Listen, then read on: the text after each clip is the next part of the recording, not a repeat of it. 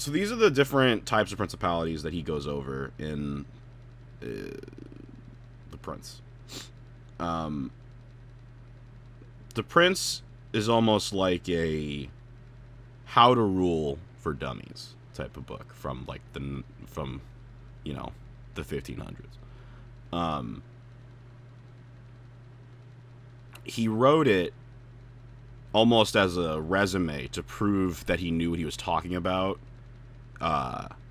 And so a lot of it is just bullet pointed information almost. I wanted to use that information to sort of create a character for a story I was writing. And in order for me to do that, we had to start off with figuring out what type of principality our prince in question would have to reside over.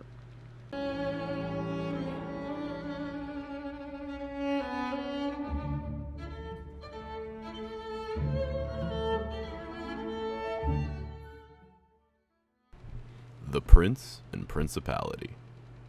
So first things first, let's figure out what type of principality we're going to be using for our character here. I think we're going to start with hereditary. And the quote that I want everyone to keep in mind with this from Machiavelli's The Prince is, "A prince of ordinary capability will always keep his state unless he is deprived of it by exceptional or exceedingly powerful force. If he is once deprived of it, however, he will nevertheless regain it at the slightest adversity that the conqueror encounters." The relevance of that is just putting emphasis on... So it's important to remember about the hereditary principality is the fact that you're given the title, you're given it basically because it's hereditary. You didn't necessarily earn it like some of the other options here. However, if it's ever taken away from you, you're the one with the birthright. So you may not necessarily have the most skills for the job. You have, in theory, the right to the line because of your lineage, right? So that's the give and take. For a civil principality, which for the record is a principality gained through the help of the people, either means that you gained it through the help of the common people or through nobles specifically. Common people basically all want the same thing. They just don't want to be oppressed. Meanwhile, noble people all want the same thing, and that is to oppress. This is, of course, Machiavelli's approach to how people function. So the common people just simply don't want to be oppressed. When the common people see that they can no longer withstand the nobles, they bestow power upon someone of their own party and make him prince in order to find protection under his authority. On the other hand, the noble people simply want to oppress the common people. When nobles see that they can no longer withstand the people, they bestow power upon one of their own party and make him prince so that they can gratify their appetites under his protection. Machiavelli obviously has a bit of a negative connotation when looking at the noble people in this equation. But you'll see that he kind of just has a cynical outlook on most people in general.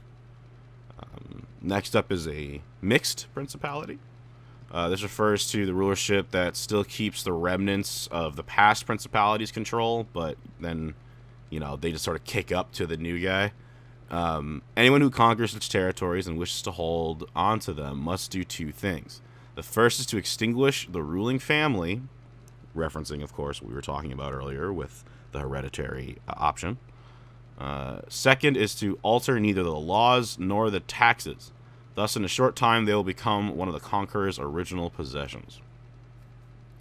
You must extinguish any remnants of the past, while still allowing the people to live more or less similar lives that they had already indulged upon. Naturally, this only works if the language and laws of the conquered land do not differentiate too vastly from the predetermined territory. If this is not the case, one's best bet would be to reside in the new principality for the following reasons. Next up, an ecclesiastical principality refers to when the church is in charge. Since they are sustained by superior causes which transcend human understanding, I will not discuss them, because they are supported and exalted by God. It would be an act of presumption and rashness to speak of them. Though they are gained through ability or through fortune, they may be kept without one or the other, because they are sustained by ancient laws rooted in religion that have proved capable of keeping princes in power no matter how they live or rule.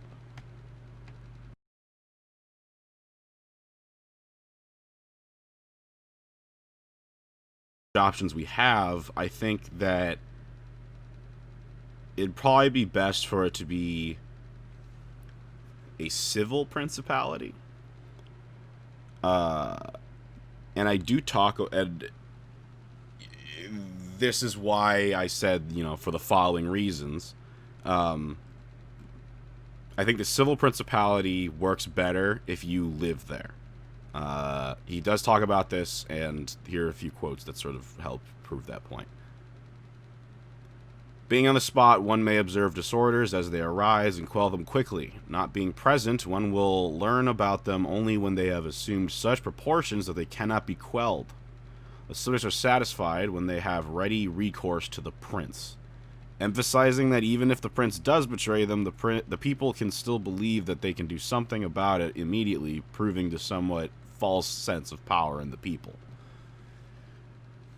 I think it's important to live with the conquered land for these two main reasons. Is the fact that you can see the issues before they get to be too much of a problem, and also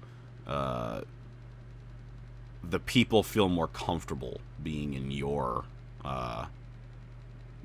principality if they think that if you go too far, they can stop you.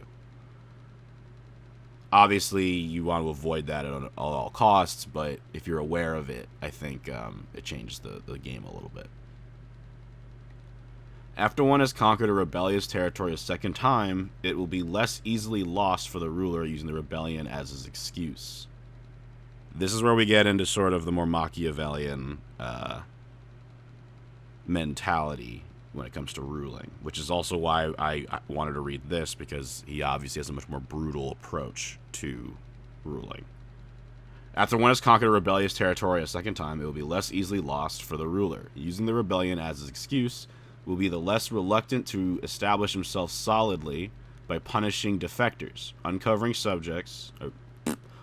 suspects, and strengthening his position wherever it is weak. Men must be either pampered or annihilated. They avenge light offenses. They cannot avenge severe ones. Hence, the harm one does to a man must be such as to obviate any fear of revenge. Go all out is basically what he's saying. If you're going to bother betraying anybody, you're going to go bother going against anybody, you have to absolutely ensure that they will never have a chance to come back at you ever again. So our character in question needs to be able to make some pretty brutal decisions at the end of the day, right? Maintaining soldiers instead of colonies, a prince will spend much more, since he will have to use the entire revenue of the state to protect it. Thus, the acquisition will become a loss. This method is also more harmful because it annoys the entire state as the troops are moved from the lodging to another. Everyone will feel the disruption and become an enemy. From every point of view, therefore, this kind of protection is just useless, as colonies are useful. Immediately after stating that instilling the fear in the people was one method of control, he explains how it clearly not in any ways is optimal. Not necessarily due to ethical reasons, but due to financial ones. Even the argument of soldiers losing their friendship and with the ruler taken into account. Also, one should never forget this important piece of information.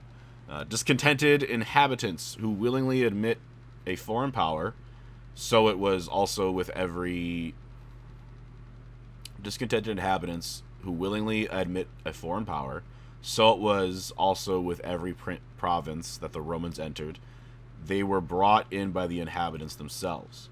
A ruler should always value the happiness of his people, even if for no other reason than to preserve his own skin. after reading Machiavelli's The Prince, I also realized that it's actually not as brutal as I expected it to be. He does obviously say some stuff that implies that the human psyche is that of a violent and negative one. But I think that he says that in order to be a truly good prince, you still have to be able to, like, make people happy and be friends with the right people. And you can argue that it's, like, for their own skin, but I think that if you're a good prince or ruler, then you're going to want to preserve the happiness of the people. For whatever reason you may do it, whether it be ethical or financial, I think as long as the end result is something positive, it's worth it, right? That's part of the whole argument with Alexander the Great, is the fact that what does great mean? Was it because he was terrifying, or was it because he was very respected by even conquered people? It's sort of up in the air. Anyways, that's part one of this 3-part series of me trying to make this character, and hope you guys enjoy it. Peace.